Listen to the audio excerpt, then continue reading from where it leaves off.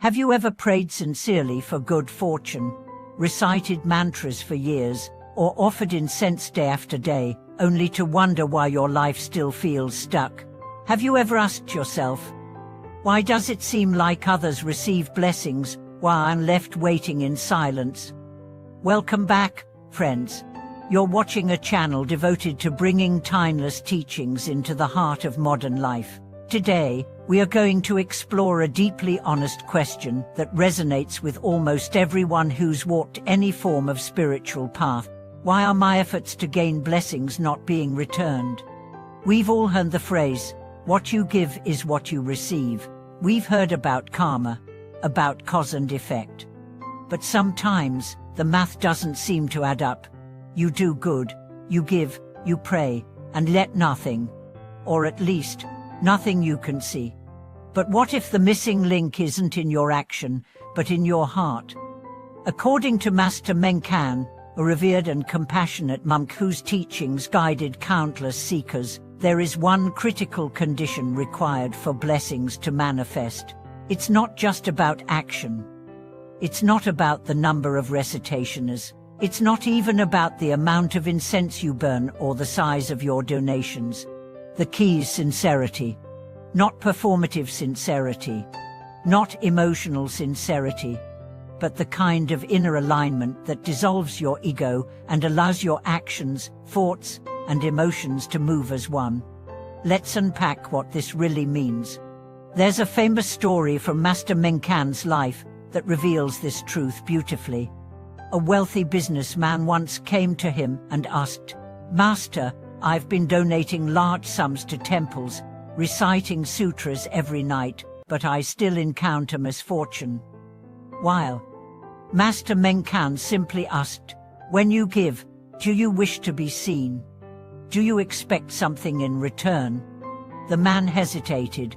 "I suppose I hope to be protected, to be rewarded." The master smiled. "Then you are not giving, you are investing. And the Dharma is not the stock market." This is the misunderstanding so many of us fall into. We turn blessings into transactions. We make prayers into requests, like slips passed through a divine suggestion box. And when results don't come, we assume we've been ignored. But the universe doesn't respond to formulas. It responds to resonance, to truth, to the vibration of your innermost being. Sincerity, in the spiritual context, is not just honesty, it's unity. It's when your thoughts, your words, and your actions sing the same note. It's when your mouth recites the name of the Buddha, but your heart also bows, your ego also softens, your desires also loosen. Master Meng used to say, "One breath of true sincerity can summon the entire universe." That's not poetry. It's reality. Because sincerity creates clarity. And clarity dissolves resistance. The moment your inner world aligns, blessings don't have to be delivered. They unfold like flowers opening to the morning sun. Let me give you another story. There was a poor farmer who lived next to a monastery. He couldn't afford donations. He didn't know scriptures, but every morning he would light a single incense stick and bow with all his heart, whispering only one line, "May I become kinder today." Over time, people began to notice his peaceful presence. Sick animals would find rest near his home. Poor railing villagers would calm down in his company. Children loved to sit with him. And when he passed away, the monks built a small shrine in his memory, not because he was rich or scholarly, but because his sincerity had changed the energy of the whole village. That's real blessing. Blessings don't always look like money or success. Sometimes, the greatest blessing is a softened heart, a clearer mind, a life free of bitterness. So if you've been praying without results, ask yourself, am I reciting words, or am I reciting my soul?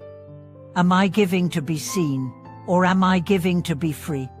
Am I practicing to escape life, or to serve it more fully?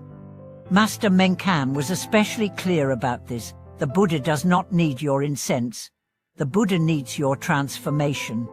If you chant the name Mitheba 1,000 times a day, but you remain arrogant, impatient, greedy, then those 1,000 names become echoes in a cave. But if you chant once, and in that one chant your pride melts, your heart opens, your awareness sharpens, then you have created a Dharma door through which all blessings can enter.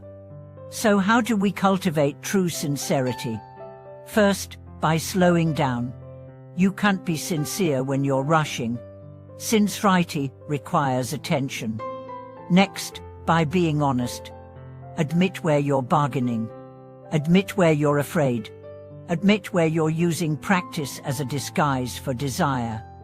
And then, by choosing love. Every act done in love, even sweeping the floor, even cooking rice, even walking through pain, becomes a sacred act. You don't need to chant more. You need to chant deeper.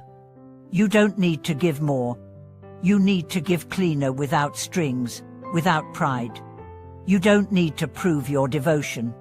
You need to live it in silence, in service, in stillness.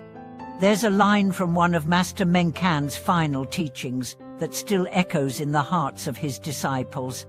If your heart bows, the whole world bows with it. And that's the blessing.